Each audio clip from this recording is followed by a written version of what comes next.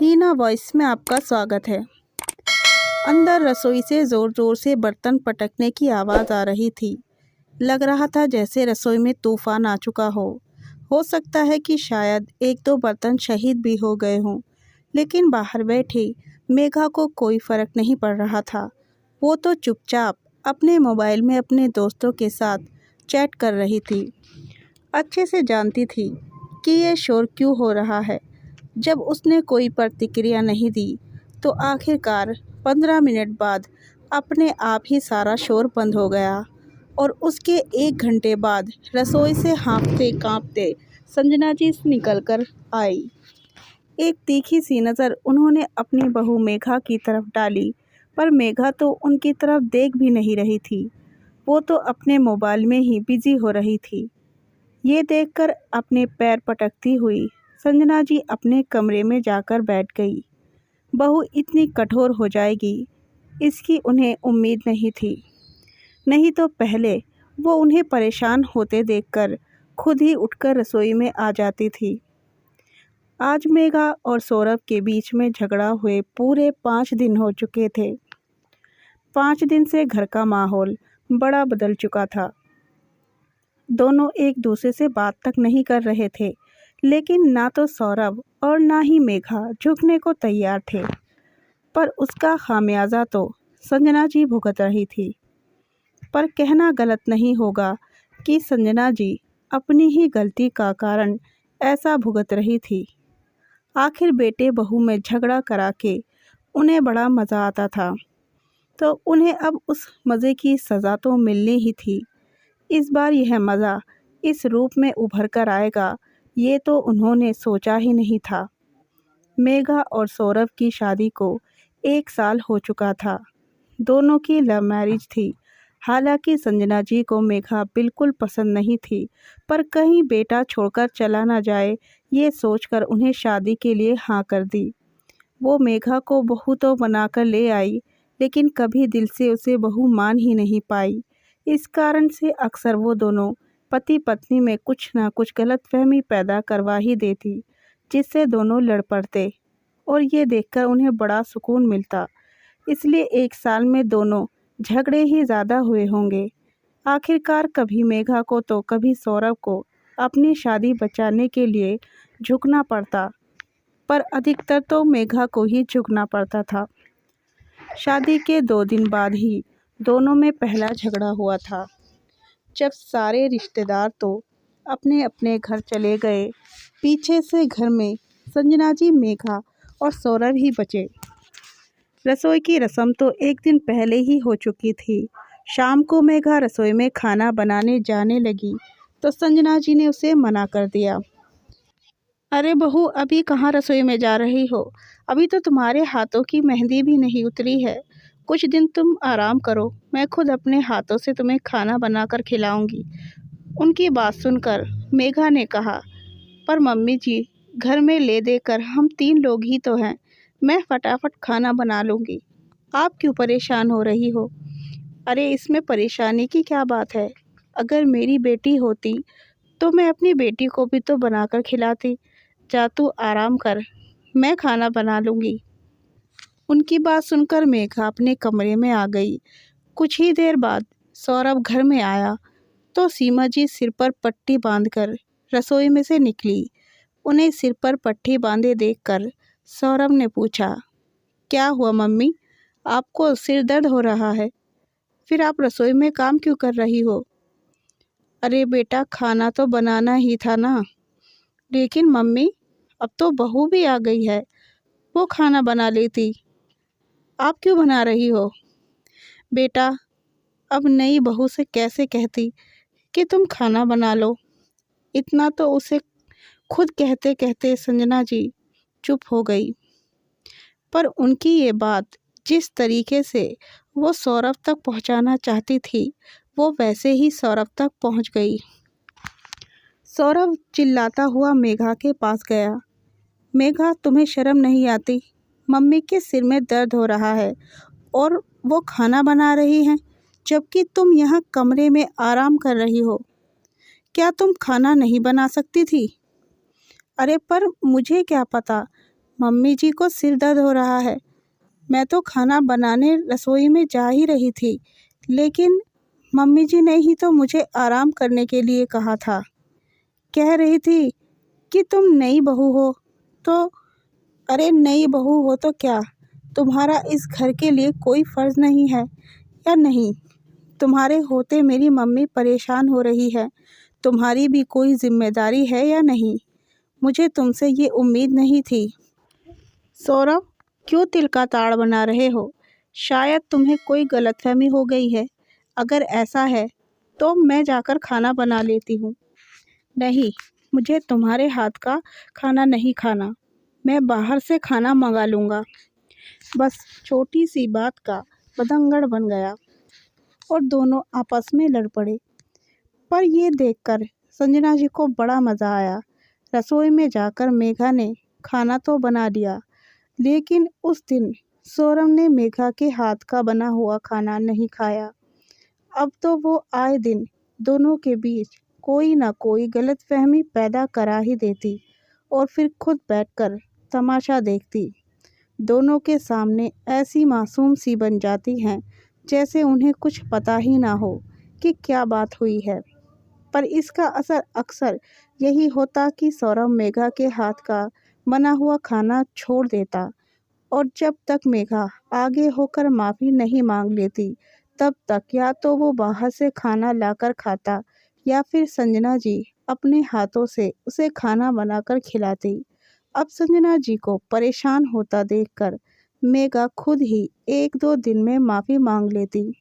पर धीरे धीरे मेघा को अब समझ में आने लगा था कि ये सब संजना जी ही करा रही हैं और वो दोनों पति पत्नी बेवजह एक दूसरे से बस बेवकूफ़ों की तरह लड़ते रह जाते हैं। अभी 5 दिन पहले कोई भी बात नहीं थी, वो शाम भी और शाम की तरह ही थी। सौरभ उस दिन जल्दी ऑफिस से फ्री हो गया तो उसने मेघा को फ़ोन कर कहा, तुम जल्दी से तैयार हो जाओ, हम मूवी देखने चलेंगे। बस मैं थोड़ी देर में ही आता हूँ। उसकी बात सुनकर मेघा ने फ़ोन रखा और फटाफट रसोई में संजना जी के लिए खाना बनाने चली गई। मेघा को रसोई में जाते देखकर संजना जी ने पूछा, अरे बहू, आज इतनी जल्दी रसोई में? हाँ मम्मी जी, सौरभ का फ़ोन आया था। उसने मूवी देखने का प्लान बनाया है, तो सोचा कि आपके लिए तो खाना तैयार कर दूं। हम लोग तो शायद बाहर खा कर आए। उसकी बात सुनकर संजना जी बोली, तुम रहने दो बहू, मैं ही अपने लिए कुछ बना लूँगी। मेघा उनकी बात सुनकर रसोई से बाहर जाने को हुई, पर फिर कुछ सोचकर वह वहीं रुक गई। नहीं नहीं मम्मी जी, आप क्यों परेशान होती हैं? मैं ही खाना बना देती हूँ। आप बताइए, आपको खाने में क्या पसंद है? आप क्या खाना चाहेंगी? मैं तो कुछ हल्का सा ही खाना खाना चाहती हूँ। तुम एक काम करो, तुम खिचड़ी बना दो। मेघा ने फटाफट से कुकर में खिचड़ी चढ़ा दी और तैयार होने कमरे में जा गई। तब तक सौरभ भी घर आ गया। संजना जी को रसोई से निकलते हुए देखकर उसने संजना जी से पूछा, क्या हुआ मम्मी, आप रसोई में क्या कर रही हो? कुछ नहीं बेटा, अपने लिए खिचड़ी तैयार कर रही हूँ। अब तुम लोग तो बाहर घूमने जा रहे हो, इसलिए खिचड़ी ही खाऊंगी। क्यों मम्मी, आपको जो खाना है वो खाओ, आखिर आपका घर है, नहीं तो मेघा से बनवा लेती। बहू तो तेरा फ़ोन आते ही तैयार होने कमरे में चली गई, इसलिए अपने लिए खिचड़ी ही बना रही हूँ। संजना जी ने दुखी होते हुए कहा। ये सौरभ को बिल्कुल अच्छा नहीं लगा और इतनी सी बात का उसने बतंगड़ बना दिया और तब से सौरभ और मेघा के बीच में झगड़ा चल रहा है। पर हर बार ये झगड़ा 1 या 2 दिन में ही ख़त्म हो जाता था, इसलिए संजना जी को परेशानी नहीं होती थी। लेकिन इस बार तो मेघा झुकने को तैयार नहीं थी। जानती थी कि सब संजना का ही करा धरा है, इसलिए 5 दिन से ऊपर हो गए, झगड़ा ख़त्म होने का नाम नहीं ले रहा और हर बार की तरह सौरभ मेघा के हाथ से बना खाना नहीं खा रहा। अब रोज़ रोज़ तो बाहर का खाना पचता नहीं, तो मजबूरन संजना जी को ही खाना बनाना पड़ रहा है। पहले दिन तो खाना बाहर से ही आ गया, पर अब पूरे 4 दिन हो गए उन्हें रसोई में सुबह शाम खाना बनाते हुए। मेघा के आने के बाद काम करने की आदत तो वैसे भी छूट गई, तो अब पसीने छूट रहे थे। जैसे ही सौरभ घर पर आया, उसने संजना जी को आवाज़ लगाई, मम्मी बहुत ज़ोर से भूख लग रही है, जल्दी से खाना लगा दो। फिर एक नज़र मेघा की तरफ देखा और चुपचाप मुंह फेर कर कमरे में चला गया। संजना जी भुनभुनाती हुई अपने कमरे में से आई और सीधे रसोई में चली गई। तब तक सौरभ भी चेंज करके बाहर आकर डाइनिंग टेबल पर बैठ गया। इतने में संजना जी अंदर रसोई से खाने के बर्तन लेकर आई और डाइनिंग टेबल पर जोर से पटकते हुए बोली, कब तक चलेगा तुम दोनों का ये ड्रामा? परेशान हो गई हूँ मैं। अरे इस उम्र में मुझको काम करना पड़ रहा है, तो क्या फ़ायदा तुम दोनों बेटे बहू का?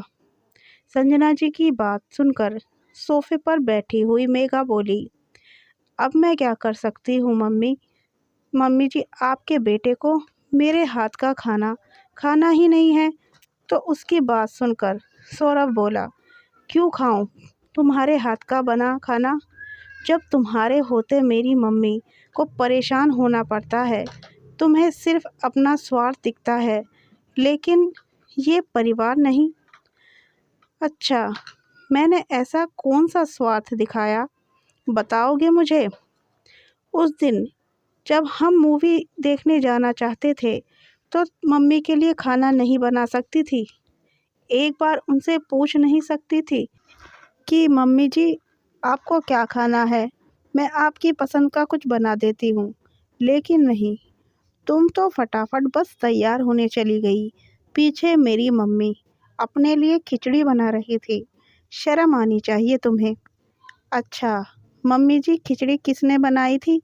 अचानक मेघा ने सवाल संजना जी से किया।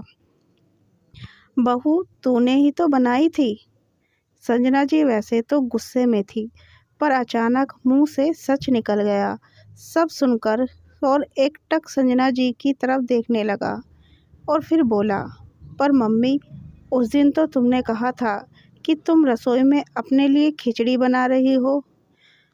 उसकी बात सुनकर संजना जी को याद आया कि वो गलत बोल गई, पर फिर अपनी बात को संभालते हुए कहने लगी, अरे तूने कुछ गलत सुन लिया होगा।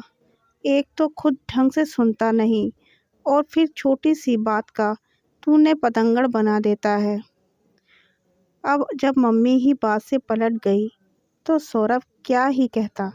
उसने मेघा की तरफ देखा, जो मंद मंद मुस्कुरा रही थी, जैसे कहना चाह रही हो कि अब बताओ कौन गलत है।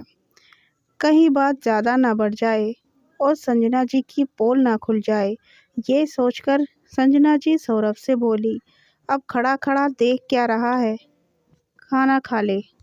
और फटाफट रसोई में चली गई। पर खाना परोसते समय एक बार भी संजना जी ने सौरभ से नज़रें नहीं मिलाई। अब धीरे धीरे सौरभ को भी समझ में आने लगा था, पर अपनी मम्मी से क्या कहता, इसलिए चुपचाप खाना खा रहा था। बस वो दिन था और आज का दिन। पहली बात तो संजना जी खुद ही दोनों के झगड़े कराने से बचती थी, क्योंकि उन्हें पता था कि मेघा फिर अपनी जिद पर आ गई तो घर का काम उनकी जिम्मेदारी हो जाएगी, और यदि कभी ये कीड़ा कुल बुलाता बीता तो सौरभ मेघा और संजना जी को ही अपने आमने सामने कर पूछ लेता था। कहानी पसंद आई हो तो वीडियो को लाइक और चैनल को सब्सक्राइब ज़रूर करें।